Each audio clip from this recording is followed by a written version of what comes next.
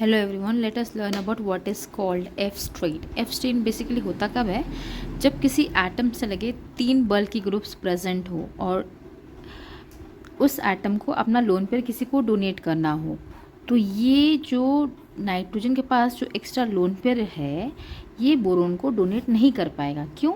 क्योंकि ये जो बल्की ग्रुप्स प्रेजेंट है वो इसे लोन पेयर देने में हिंड्रेंस क्रिएट करते हैं। ठीक है, तो a kind of strain is developed when during the time of donation of electron to this empty p orbital of the boron.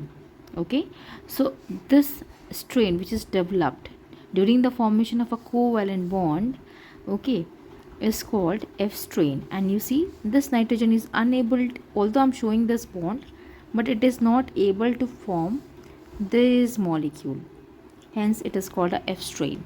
Now here I have another example of F strain. ठीक है, जहाँ पे F strain होते हुए भी ये nitrogen जो कोई निक्लेडिन का है वो ट्राईमिथाइल बोरेन को ईजीली इलेक्ट्रॉन को डोनेट कर दे रहा है। क्यों?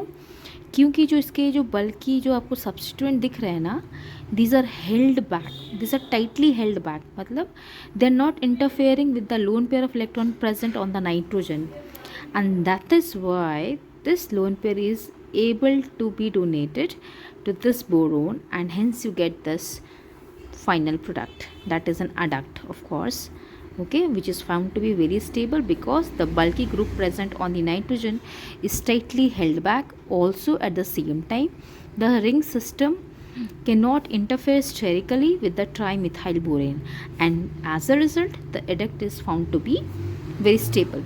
Although it has got F strain, but because the structure is so symmetrical, it is not interfering with the lone pair. But whereas you see the previous example, in this case it was an open structure where they were interfering with the lone pair, and as a result the donation of the electron was not possible, and hence the adduct formation was not successful. Okay, I hope you understood the concept.